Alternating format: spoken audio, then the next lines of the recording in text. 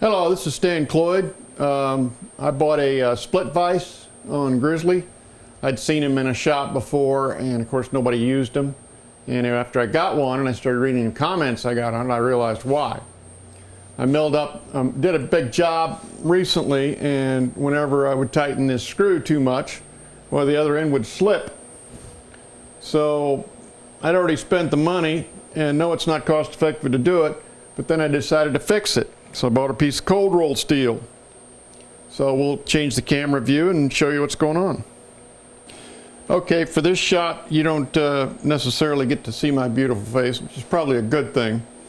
I calculated what kind of forces we get here at the jaws if we torque this screw to 75 foot-pounds.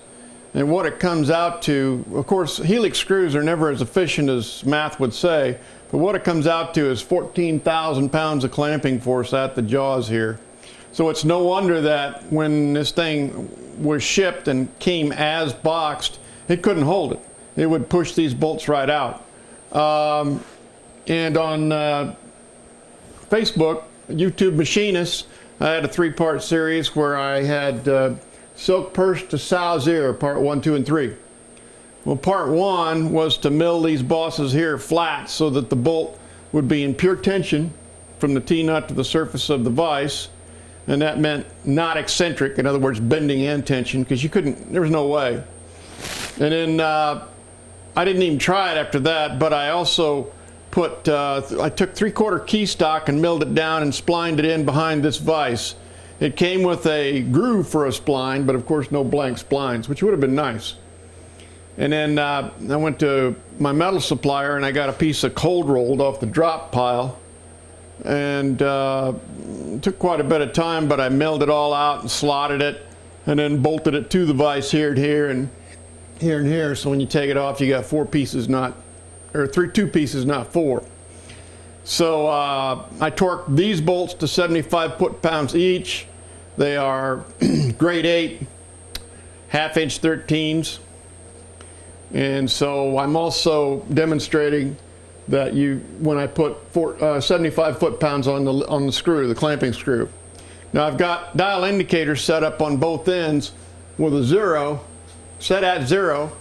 And then when I tighten this thing up, if it goes to click click without either of your things moving, then I think it's stiff enough to actually use on something you care about.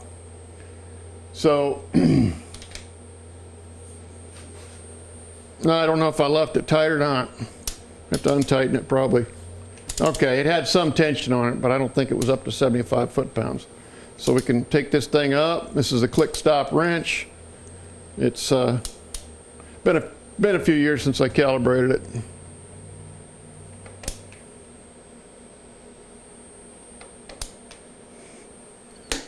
Okay, there's 75 foot-pounds on that. So in theory, you've got your 14,000 pounds or 7 tons of clamping force there. This one shows 0, and this one still shows 0. So I consider that a win-win. Now the opening, if I move it all, I've got a 49-inch wide table according to the people that made this mill. So if I ran my jaws all the way out, I would be able to hold a piece of stock that was 25 inches and maybe a little more in length. And then with the longer table, the X travel on this table is, the maximum X travel is 29 inches.